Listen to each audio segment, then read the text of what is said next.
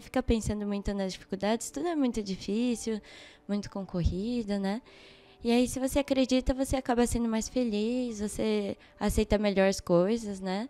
Vê mais o lado positivo. E eu acho que, principalmente para medicina, que é muito concorrido, acho que tem que fazer a sua parte, se dedicar, fazer o que você acredita que é a dedicação máxima e só acreditar, confiar que você é capaz, que vai dar certo. E sempre, claro, se dedicando proporcional, né?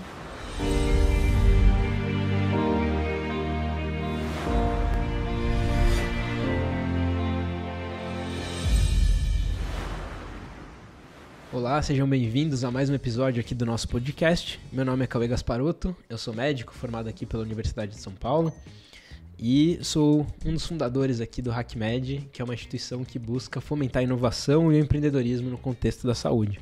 Esse podcast ele tem o intuito de falar um pouquinho sobre educação médica, carreira, e eu trago sempre convidados que têm bastante a agregar para quem está aí no começo da jornada, ou mesmo durante a faculdade, até depois, entender um pouquinho o perfil das pessoas que estão aqui hoje na USP e também fazendo coisas diferentes dentro do contexto da saúde. Queria agradecer os nossos apoiadores, patrocinadores aqui do podcast, então a Editora Manolho por oferecer esse espaço aqui pra gente, e também agradecer a Unicred, nossa instituição aí financeira, cooperativa voltada para o médico profissional da área da saúde, que tem apoiado todas as nossas iniciativas aqui dentro, voltadas para inovação e empreendedorismo para profissionais do mercado.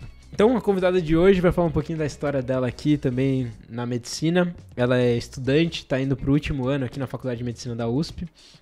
Letícia tem uma carreira incrível também no esporte e a gente vai explorar um pouquinho sobre isso. Eu, para quem me conhece sabe, sou apaixonado por esporte, fui presidente da Atlética aqui da Faculdade de Medicina, então sempre que possível eu falo sobre a importância do esporte e acho que a Letícia vai poder trazer um pouquinho tanto da jornada dela antes da faculdade, durante, como foi conciliar tudo isso, essa rotina maluca de um atleta profissional com a vida, enfim, na universidade e os estudos. Então, Letícia, obrigado por aceitar o convite, é um prazer ter você aqui hoje. Queria pedir para você se apresentar um pouquinho pro pessoal, falar um pouquinho de você, quantos anos você tem, de onde você é, para o pessoal te conhecer. Boa tarde, é um prazer para mim estar aqui conversando com você hoje. Meu nome é Letícia Nakada, eu tô com 25 anos agora. Eu ingressei na USP em 2018, né, na medicina. E aí, como você falou, eu tô indo pro meu último ano agora, que eu fiz uma pausa no meio para fazer o programa de MD-PhD. Acho que é legal falar depois um pouquinho sobre isso, o MD-PhD, Tá. o que significa, como é que você descobriu isso, porque é uma coisa nova, na minha época não existia, e hoje em dia é bem legal essa proposta. Aí eu sou de Santo André, mas agora eu tô morando em São Paulo. E antes da faculdade eu jogava bastante tênis de mesa, cheguei a competir no profissional, entrei na seleção e aí eu parei realmente para fazer cursinho e fazer faculdade. Muito bom. E aí eu queria perguntar primeiro, da onde que veio o seu interesse pela medicina, assim? Você já tinha essa vontade desde pequena? Como é que você se enxergava, assim? Eu gostava de estudar quando eu estava assim no fundamental, eu acho que eu me dedicava bastante, mas ao mesmo tempo eu gostava muito do tênis de mesa, então eu não tinha uma ideia do que eu queria fazer exatamente, eu sempre fiquei nessa dúvida, né, se eu tento levar para a carreira esportiva, né, mas eu sempre tive também a vontade de fazer faculdade junto, mas eu acho que para medicina mesmo, acho que eu fui decidir no segundo ano de cursinho. No segundo ano de cursinho? No final do primeiro ano, estava um pouco na dúvida ainda, mas no segundo ano aí eu já tinha certeza. Eu acho que eu gostava muito de outras coisas também diferentes, assim, da medicina, mas acho que ter feito um ano de cursinho no grupo de medicina, na turma de medicina, me deixou perto de pessoas que eram bem apaixonadas, né? E aí me influenciou bastante também. Que legal. E esse seu interesse pelo esporte veio de quando, assim? Desde pequenininha, já tinha alguma referência que você era próxima, que te apresentou o esporte? Porque tênis de mesa é um esporte que, digamos assim, é popular, mas nem tanto assim no Brasil, né? Como é que você descobriu o esporte, assim? Minha mãe tinha uma mesa em casa, né? E aí, às vezes, ela jogava comigo. Mas era mais o meu padrinho mesmo, que de fim de semana ia lá em casa e aí ficava brincando com a gente, né? Jogava bola perto da rede pra não alcançar, essas coisas. E aí eu era meio competitiva, então eu levava a sério, apesar de ser uma brincadeira, né? E aí, quando eu entrei no fundamental mesmo, que eu comecei a jogar com meus colegas, aí entrei para fazer academia de treino extra lá na escola. E aí foi jogando um desses campeonatos escolares que eu conheci o Luca Kumahara, que é um grande amigo meu, que me apresentou o esporte, onde que treina, assim. E eu acabei pegando muito gosto pelo esporte. Então você descobriu primeiro pelo interesse ali, você achava divertido jogar. Começou no quintal de casa. E aí foi evoluindo e falou, putz, acho que eu tenho... Você sentia que você tinha já um talento para aquilo, alguma aptidão maior, ou era algo que não? Como você falou, acho que tênis de mesa não era muito conhecido na época, então eu não sabia, assim, que tinha os atletas que tinham, as competições, como que era a carreira esportiva. Acho que eu fui mais no meu gosto mesmo, né? Tô gostando de jogar, então acho que vale a pena eu continuar treinando, assim. Acho que não tinha muita noção disso, não sabia que categorias, idades que tinha, não sabia se era boa pra minha idade. Não tinha noção mesmo. E aí você foi aprendendo isso mais no fundamental? Em paralelo... quando eu tinha uns 10 anos, mais ou 10 menos. anos. E aí, como é que era essa rotina de ensino fundamental, ensino médio, com o esporte, com as escolas? Assim? No começo era bem tranquilo, era uma atividade extra. Eu treinava 2 vezes por semana, à tarde, e aí as aulas eram só de manhã, né? Então era mais um hobby mesmo. Aí começou a ficar mais sério quando eu tinha uns 12 anos, por aí.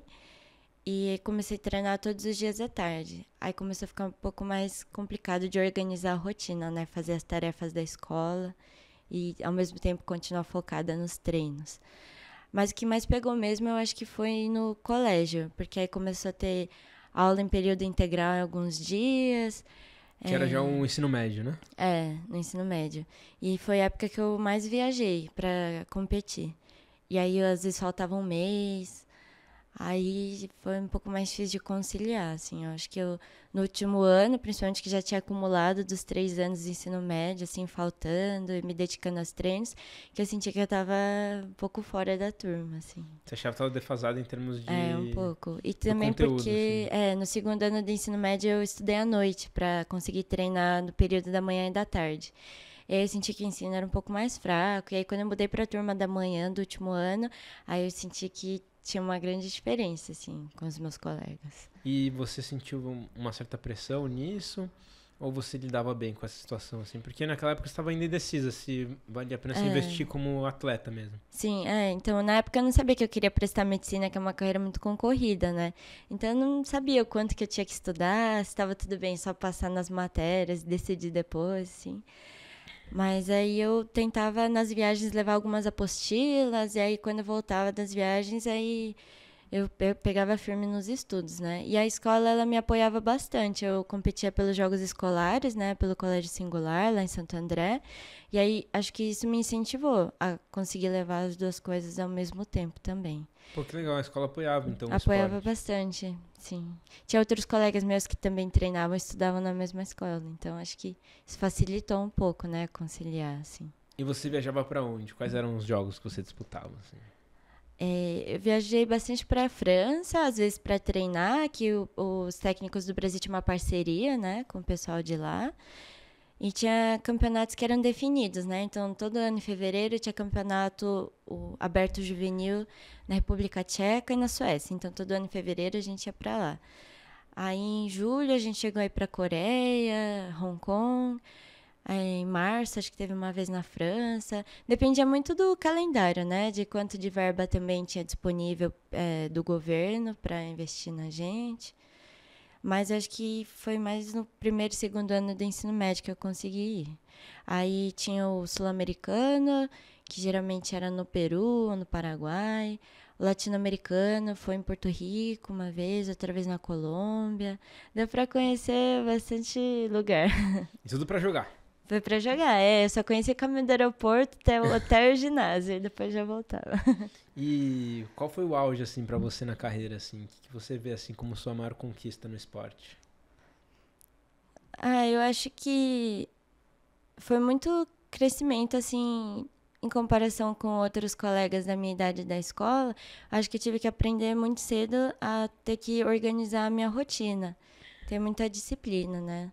Então, eu ia de manhã para a escola, aí às vezes almoçava no carro, chegava no treino, saía do treino, tinha que fazer preparo físico, e aí eu tinha só o período da noite para descansar e fazer as tarefas da escola. E daí isso para uma época de adolescente era mais difícil. Então eu acho que me ajudou assim a amadurecer, descobrir logo as coisas que eu tinha interesse.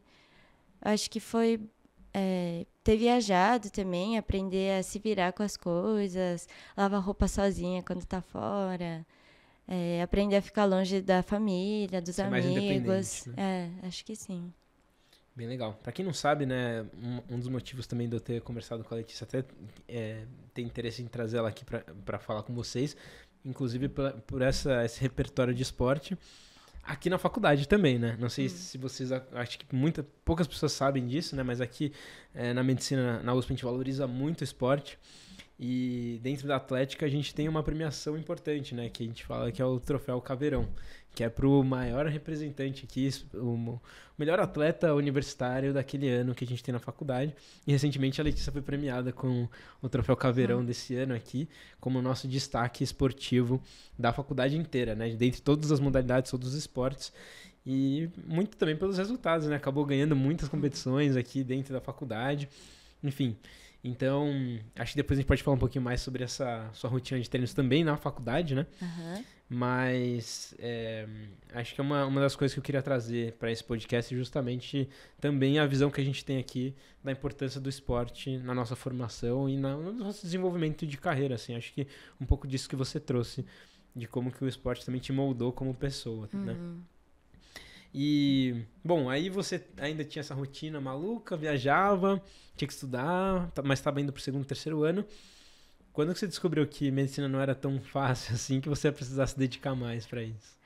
No terceiro ano do colégio, eu meio que já estava vendo que eu tinha que decidir o que eu ia fazer no ano seguinte, né? E aí eu pensei em fazer. Eu tinha um pouco da ideia de medicina, mas eu também pensava muito em engenharia ambiental, de alimentos, tinha muitas ideias diferentes. E aí eu pensei, vou fazer. Eu tinha viagem marcada também no dia da FUVEST, assim, acabei não prestando no terceiro ano. Então eu pensei, esse ano eu já não vou conseguir prestar, não vai dar para entrar direto, então vou fazer um ano de cursinho, e é um ano que eu vou ter para pensar e tal, e aí eu tento treinar à tarde também.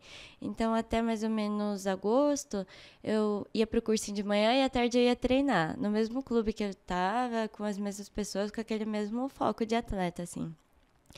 E aí eu fui vendo assim as perguntas que a turma fazia, o tanto de matéria que tinha que estudar, o número de salas que tinha no cursinho. E eu fiquei muito assustada, porque em Santo André era do colégio, tinha umas 6 salas, assim, que eu já achava muito. Mas não era só para medicina, né? E aí quando eu vim para São Paulo, nossa, é muita gente. Você veio pra E onde fazer cursinho aqui? primeiro eu fiz no Ângulo, aí depois eu fui no Poliedro. E Legal. aí os dois eram muito fortes, né, assim. E era muita gente. Aí foi, acho que mais ou menos ao longo do ano que eu fui tentando treinar e estudar ao mesmo tempo, que eu vi que estava pegando um pouco, que era muito concorrido. E o cursinho começa a apresentar essas coisas, né, pra gente. Tantos alunos passam daqui, são tantos candidatos por vaga. E aí foi me abrindo os olhos. E ao longo do tempo, como eu treinava à tarde, eu senti que eu tava tudo embolando, virando uma bola de neve. E aí que eu vi que medicina realmente exigia muita dedicação, que talvez não ia dar pra levar os dois ao mesmo tempo, que eu tava fazendo tudo meia boca, sabe? Tanto tênis de mesa quanto os estudos também. Difícil, né? Porque os dois exigem muito de você. Sim. Então, se você não foca em um deles, fica realmente essa sensação de você não tá fazendo nada direito, né? Sim. E nesse ponto, você falou da FUVEST, mas você já pensava na USP? Você tinha outras faculdades em mente? Você já conhecia a USP? Já era um sonho seu? Como é que foi essa questão de medicina na USP? Acho que por não estar tão presente no ensino médio, eu não tinha tanto conhecimento das faculdades que existem. Mas com certeza da USP eu conhecia bastante, assim, todo mundo sempre fala, né? Era o sonho de consumo, assim. Pra quem tá em São Paulo aqui sempre é, né? É. E aí, só de pensar em prestar medicina, pra mim já era muita coisa, assim. Eu sabia que é um curso bem caro e que é muito concorrido. Então, eu acho que eu focava mais em faculdades públicas, se possível. Cheguei a prestar algumas particulares também, mas a minha mãe nem deixou eu ir fazer inscrição, assim, porque a gente ia ter que se esforçar mais, né? E aí, só de passar em uma pública, acho que eu teria ficado muito contente, mas quando saiu a lista, realmente foi uma coisa, assim, louca. Parecia que não era verdade. Foi Essa sensação é bem difícil de comum, absorver. né? Mas aí, então, você tava mirando nas públicas e aí você prestava o quê? Enem, FUVEST, tinha mais algumas? Que você Eu prestava? prestei o Enem, a FUVEST, a Unesp, a Unicamp e a FAMERP. E a FAMERP. Acho Tudo que isso foi no primeiro ano de cursinho. no primeiro e no segundo ano eu prestei mais ou menos parecido. Aí no primeiro ano você não foi aprovado. No primeiro ano eu cheguei a passar na segunda fase da Unicamp, da Unesp. E o Enem tinha algumas opções de federal, né? Uhum. Mas a FUVEST eu não passei por um ponto. Um ponto pra segunda fase? É, Caramba. sim. E aí? Ficou meio decepcionado? Não sei se eu tinha tanta expectativa, assim. Eu sabia que era bem difícil, a prova eu acho bem diferente também, do jeito que é cobrado, né? Acho que estava um sonho bem distante ainda, assim. Mas eu fiquei um pouco decepcionada em relação às outras segundas fases, assim, porque eu achei que... Assim, eu sabia que um ano talvez teria sido pouco, porque eu cheguei a treinar junto, mas a gente acaba criando um pouco de expectativa, né? Então, feliz, assim, não posso dizer que eu fiquei, assim, né? Mas acho que eu já tava com a cabeça de... Tudo bem, se eu precisar fazer mais um ano, assim. E aí, como eu já tinha percebido, assim, que... foi difícil treinar, estudar junto. Aí eu já tinha muito essa ideia de, não, eu acho que realmente eu quero só me dedicar agora à universidade. Então, vou parando de treinar, eu acho que vai ser um ano diferente, acho que vai ser melhor. Aí acho que tinha muita esperança também. E como que era a sua rotina no cursinho, assim? Você estudava de manhã, à tarde você treinava? Você fazia mais questões? Tinha que fazer... Ainda fazia resumo? Como que você estudava, assim, no primeiro ano? No primeiro ano de cursinho, eu via as aulas, treinava à tarde e à noite eu tentava fazer as tarefas do dia. Eu lia um pouco do livro-texto, acho que eu priorizava mais a leitura mesmo do livro e aí ia grifando, tentando ler rapidinho e fazer algumas questões da tarefa mínima. Mas a complementar eu nunca conseguia fazer, assim. Mas aí em agosto eu já estava bem atrasado tudo. Aí no final eu estava mais vendo as aulas e lendo um pouco do livro, assim. Aí passou o primeiro ano, o que você mudou do primeiro pro segundo? Aí eu parei de treinar, assim. Ganhou muito mais tempo, então. Ganhei Agora, muito tempo. Isso é legal, né? Porque você criou uma... Eu já até comentei em outros episódios aqui com outras pessoas, você cria um... Meio que seu nível acaba ficando mais alto, né? O sarrafo fica mais em cima em termos de... você tem que aprender a otimizar seu tempo, Sim. você tem que aprender a ter mais disciplina. Sim. Quando sobra tempo, você fica até com... Você fala, cara, nem sei o que fazer com tanto tempo livre que eu tenho agora. Uhum. Foi meio essa sensação que você teve. Sim. Eu acho que também, não só de tempo, mas a cabeça estava só nos estudos, né? No ano anterior, eu estava treinando com a expectativa de estar competitiva e estudando com a expectativa de conseguir fazer todas as tarefas, né? E aí, isso acabou sendo um pouco frustrante, assim. E acho que não consegui aproveitar também, né? Não estava com a cabeça tão animada, tão motivada, assim, porque eu senti que não estava indo para frente. E também no esporte, acho que a gente ainda não tem muito incentivo de estudar e praticar esporte ao mesmo tempo, de forma competitiva. E aí, nos treinos, eu acabei, acho que, perdendo um pouco, assim, da prioridade. Dos campeonatos que tinha, acabei não sendo indicada, sendo escalada. Acabou... Acho que isso também me ajudou a decidir, sabe? A priorizar os estudos. Porque eu ainda estava muito nessa dúvida, né? Mas eu gosto muito de jogar, será que deveria investir nisso? Ou será que fazer uma faculdade, que é uma coisa que eu sempre sonhei, mas que é uma coisa que pode esperar, que posso fazer depois? Eu acho que essa mudança, assim, da atenção que eu tive, por estar estudando ao mesmo tempo, me ajudou a decidir logo, sabe? Acho que vou estudar isso. E suas técnicas de estudo mudaram no segundo ano ou você manteve o mesmo padrão? Tentei mudar de cursinho, para Tá. tentar ver outra visão, né, da matéria que eu tinha. E aí eu ficava o dia inteiro só em estudo, assim. Eu ia lendo jornal no metrô, lendo as obras obrigatórias no metrô, no carro, sempre tentando otimizar o tempo. E aí eu conseguia fazer todas as tarefas mínimas, as complementares também. E fora... Aí eu continuei essa estratégia de ler a teoria e fazer os exercícios. E aí, fora isso, eu acho que nesse segundo ano eu consegui fazer coisas extras. Consegui ler jornal, consegui ver notícia, coisas que acho que me ajudaram muito na redação, que eram os pontos que eu mais tinha tido dificuldade no outro ano. Eu ia perguntar isso. Tinha alguma matéria que era mais difícil pra você? Ah, assim? português. Português. Redação, principalmente. Português, história. Mais de humanas. Assim, assim. mais de humanas. Você era mais das exatas. Exatas, assim, acho que biologia também um pouco. Legal. Que eram coisas que eu sentia, né, pelo menos, que você estudava e aí caía daquele jeito, né? E em português eu sentia que você estudava, mas aí caía um quadrinho, uma figura lá na hora e... Ai, mas eu não estudei isso, assim. Em relação a essa parte, você começou a fazer... fazia muita questão, prova antiga, como que era em relação a simulados para se preparar para a FUVEST? Você focava em outros vestibulares também? Como que você dividia isso? Acho que durante o ano eu fazia os exercícios que recomendavam mesmo. Tá. E aí tinha muitas faculdades misturadas lá, acho que não selecionei tanto. Aí na época da revisão, eles mesmos orientavam, né? Para quem vai fazer mais FUVEST, tenta fazer mais prova da FUVEST mesmo. E aí eu acho que segui mais essa orientação. Aí na época de fazer as primeiras fases, eu fiz a apostila de revisão do cursinho mesmo. E aí, quando eu soube que eu passei para a segunda fase, que aí eu comecei a fazer só a prova da FUVEST. Aí eu acho que nesse sentido eu dei uma priorizada para a USP mesmo. Você já achava que tinha uma chance? Passou bem para a segunda fase? Como que foi esse momento? Assim? Você tinha já criado uma expectativa? Puxa, aí eu acho que nessa época daí eu criei uma expectativa, porque o número de candidatos por vaga era muito menor da segunda fase. E aí eram matérias que eu gostava, no geral, e eu tinha me dedicado muito em português. Eu li muito jornal. Eu cheguei até a fazer umas 5 aulas extras de redação. Então, eu tava até que confiante, assim. Legal.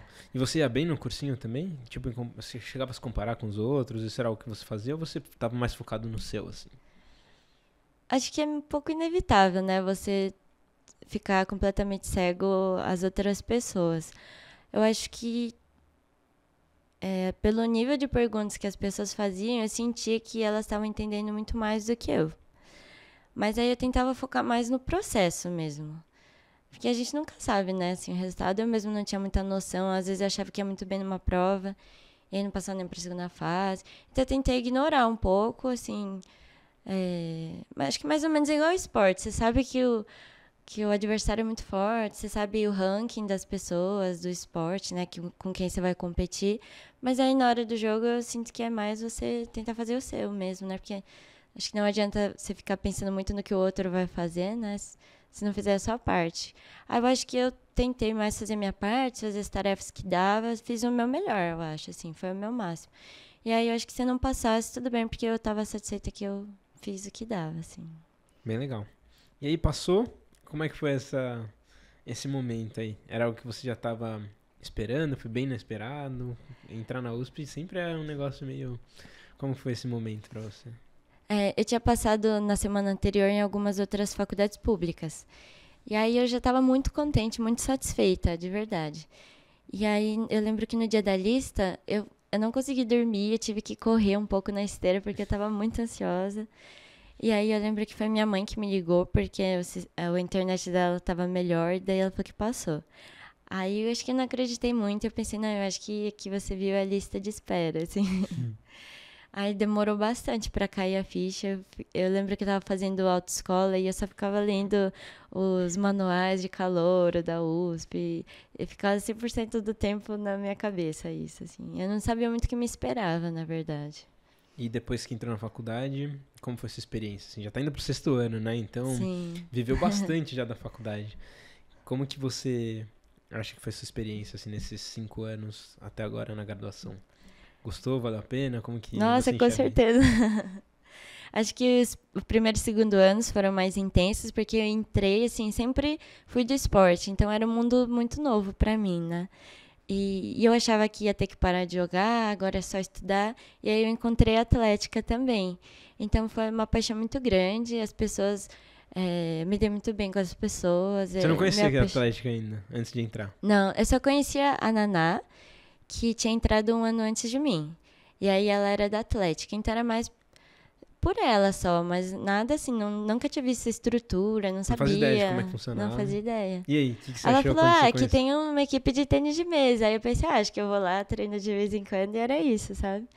E aí eu vim pra lista no churrasco, e aí era uma estrutura muito impressionante. O pessoal que tava lá recebendo foi muito receptivo, assim.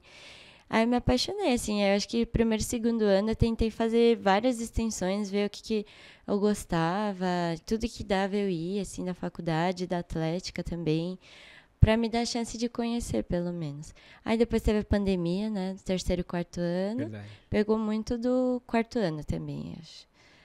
Foi muito online, então acho que acabei perdendo um pouco da experiência presencial no HC. Mas aí eu acho que... no quarto ano até que deu para levar no online, eu tentei estudar bastante por conta também, mas acho que foram anos muito diferentes. No primeiro ano eu tentei, só de mudar de casa, morar sozinha já é uma experiência diferente, né? Saiu de Santo André e veio pra cá. Aí eu morei com umas amigas, continuei treinando e tal. Aí no segundo ano eu voltei a competir os campeonatos nacionais, e aí mudou bastante a minha rotina. Aí eu fiquei, nossa, mas agora eu tinha parado, eu voltei agora, será que tipo, vai dar para estudar juntos? Aí foi meio que isso, tentando conciliar os dois. Aí no terceiro e quarto ano foi meio que uma pausa, assim. E aí depois é que eu decidi fazer o ano de MD-PhD. Aí eu consegui me dedicar bastante à pesquisa, e também dava mais tempo de treinar, porque não tinha muitas matérias obrigatórias. Então, acho que foi um ano de muito aprendizado, MD-PhD, principalmente para a vida mesmo, assim, como pessoa. E aí, voltei agora para o internato, né? E aí, foi um ano muito intenso esse, mas acho que cada ano que passa, eu tava conseguindo aproveitar melhor, sabe? E aí, agora que tá acostumando, que tá feliz, aí tá acabando. E esse primeiro contato, você falou que ficou impressionado com a estrutura, com o time. Você já entendeu que fazia sentido você começar a treinar tênis de mesa pela faculdade, assim que você conheceu? Ou não? Ficou nessa dúvida, tô com medo porque, né, medicina, tem que estudar mais. Chegou como foi essa decisão de você realmente voltar? Porque, assim, depois na faculdade você se tornou uma grande referência no tênis de mesa, uma atleta super vitoriosa nas intermédias, interUSP e tudo mais. Mas no começo eu não sei se você ficou meio que na dúvida, se você já entrou de cabeça, como é que foi isso? Sim, eu tinha um pouco do contato com a Naná, e daí ela falava, né, que o pessoal treinava, mas eu não tinha noção. Aí eu entrei pensando em continuar meu hobby, assim, como um hobby mesmo. Aí eu encontrei uma atlética muito competitiva. O pessoal é muito competitivo, eu Bastante. não imaginava. E aí isso foi me motivando a voltar, a querer treinar bastante e treinar firme. E não consegui parar. E como que era essa rotina de treinos aqui na faculdade? Só o pessoal que não sabe, porque a gente realmente leva muito a sério. Então, como que era a rotina de treino aqui? Inicialmente era de terça, quinta e sexta no almoço. Aí geralmente umas 2, 3 horas de treino por dia, né? Aí não tinha tanta gente como tem agora. Agora o tênis de mesa está com cerca de 20, 25 pessoas. Aí não precisava revezar tanta mesa, né? Então era 3 horas de treino sem parar. Então era um pessoal que joga muito bem. Até a pessoa que começou na faculdade, eu fiquei muito surpresa pela dedicação deles, pela cabeça boa deles, de melhorar tão rápido. Então eu consegui manter um nível de treino muito bom, mesmo com pessoas que começaram depois, sabe? E aí eles me incentivavam bastante a continuar competindo, assim. Bom, então era uma rotina, puxar 3 horas por dia. Aí eu fazia academia também, nos dias que dava, né? E campeonato? Tinha muitos campeonatos também? No primeiro ano eu tava, né, com a cabeça, achava que não dava pra fazer ao mesmo tempo. Aí eu só competia os universitários mesmo. Intermédia, interUSP. Joguei a Calumed, né, que era o primeiro ano. Aí no segundo ano... Já ganhava tudo, né? Aí, Bem nossa intermédio. equipe era forte também, né? Então a gente Legal, conseguiu você, a ganhar Naná, os três. E a Jumiabara, Jumiabara. que é da 104, 105, e a Gil, que é da 103. É. Era um time Esses, pequeno, assim, né? bem pequeno mesmo. É. E vocês ganharam quantos intermédios, você sabe? De cabeça, assim? É, Tiveram que não poucas teve, também, né? que não teve em 2020 e 2021, né? Mas a gente ganhou 2018, 2019, 2022. E Interusp chegaram a ganhar também? E a gente ganhou também em 2018, 2019 e 2022. Só os anos que não teve, né? Sim. Uhum. E esse ano também a gente ganhou Interusp. É verdade. E, bom, bem legal. Aí, então, voltou. No segundo ano, você falou que você conseguiu até voltar a praticar mais em nível profissional também. Uhum. É a mesma rotina de treinos, 3 horas, 3 vezes por semana? Ou você teve que dar uma intensificada, assim? Então começou assim que eu fui jogar em março, porque ia ser em São Paulo, que geralmente é em outros estados e tal. Aí como era em São Paulo, eu falei, acho que eu vou jogar. E aí eu acabei jogando muito bem, não sei se que tava meio com a cabeça de, não tenho obrigação de ganhar, nem tava nessa rotina de treino. E aí eu ganhei essa competição e foi muito motivador pra mim. E era o quê? Aí, Que competição que era? era a Copa Brasil. Copa Brasil. Geralmente tem 3 etapas da Copa Brasil e o Campeonato Brasileiro no final do ano. Então é meio que uma das etapas nacionais, né? E aí isso me motivou muito. Aí eu comecei a treinar fora, assim, acho que 1 ou 2 vezes por semana, eu ia em outros clubes, ou até combinava com o pessoal da faculdade de ir a mais. E aí eu fiquei bem tênis de mesa esse ano, assim. Que legal. Bom, aí veio a pandemia, agora voltando para o internato, você falou do MD-PHD. Como é que funciona esse programa? Qualquer aluno pode ter acesso a ele? Acho que é legal também falar um pouquinho do conceito, né? O que significa MD-PHD? Que é até uma terminologia que é muito usada nos Estados Unidos, mas aqui no Brasil é bem recente, né? Na minha época nem existia esse termo. Se puder explicar um pouquinho assim como é que funciona o MD-PHD e como é que você consegue acessar isso? No começo eu também não conhecia ele. Foi num almoço que eu encontrei com um amigo que estava no final do ano já. Ele acabou comentando que ia se inscrever para esse concurso. E aí eu fiquei perguntando mais sobre isso e eu tinha muito interesse na pesquisa. Eu fiz iniciação científica. Inicialmente eu pensava mais na parte da pesquisa do que assistencial. E aí, ao longo da faculdade, eu fui vendo que o incentivo não era tão grande, que era difícil de conseguir verba, de levar uma vida de pesquisador no Brasil. Então, eu acabei deixando isso um pouco de lado. E aí, quando ele começou a comentar sobre o MD-PHD, eu comecei a pensar muito na pesquisa, e aí reacendeu esse sonho que eu tinha antes. E acabei que me inscrevi, assim, de última hora, com a mesma orientadora dele, porque nem deu tempo, assim, de pensar em áreas e tudo. E fiz um projeto às pressas e me inscrevi.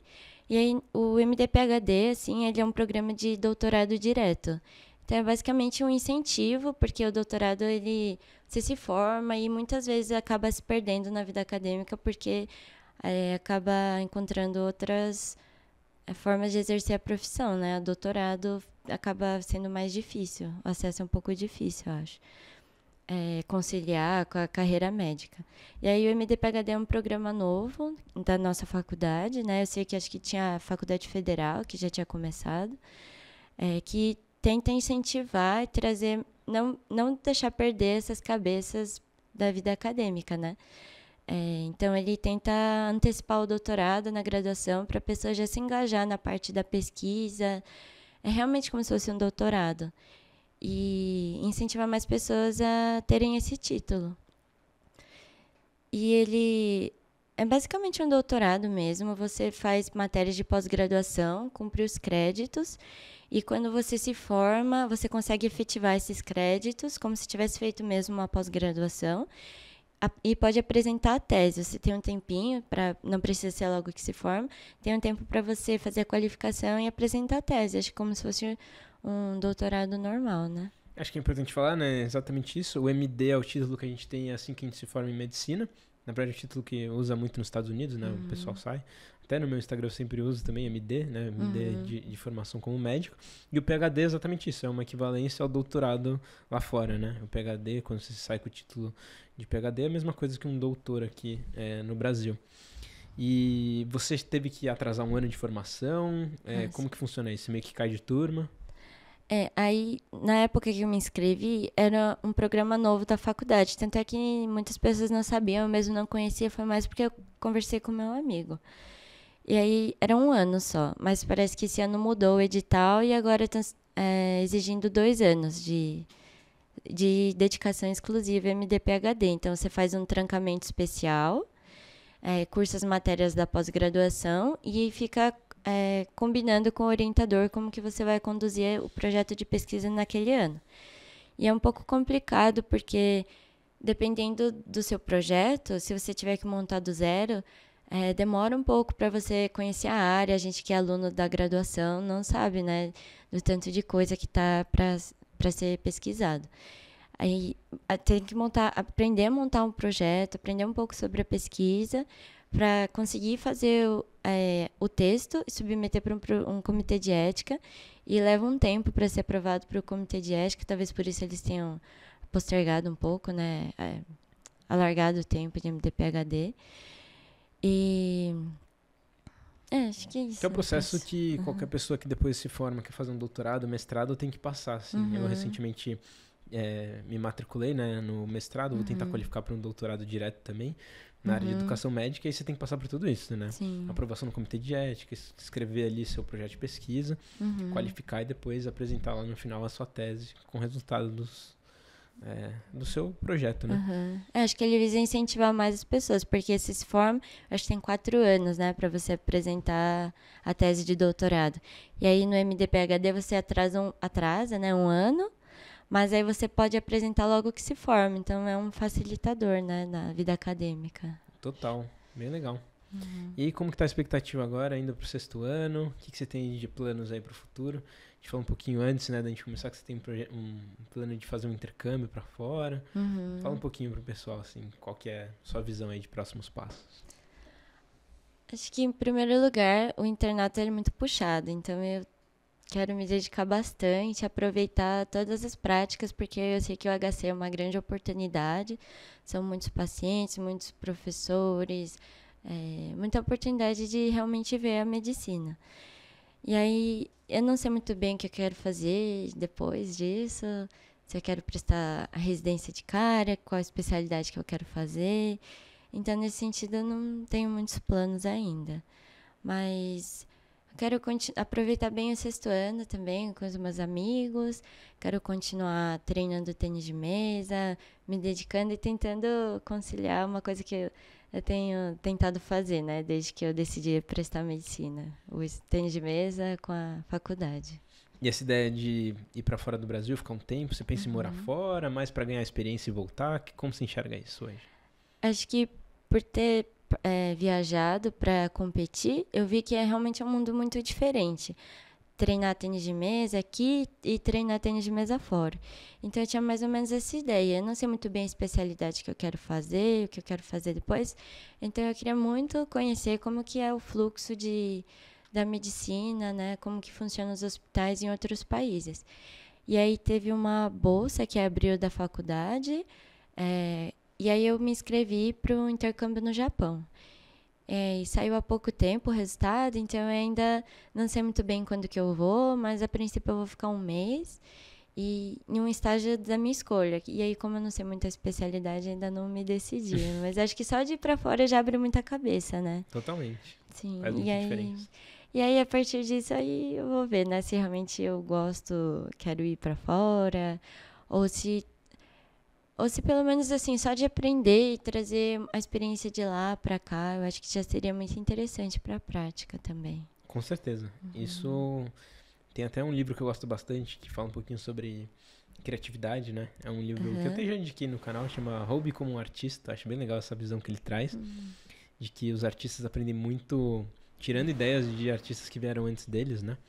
E uma das coisas que ele fala de dica, né, para você abrir mais a cabeça, ser mais criativo, é justamente sair um pouco da realidade onde a gente está, conhecer outros mundos, outras visões de mundo, pra gente trazer isso pra nossa realidade, né? Isso permite a gente ali criar conexões, pensar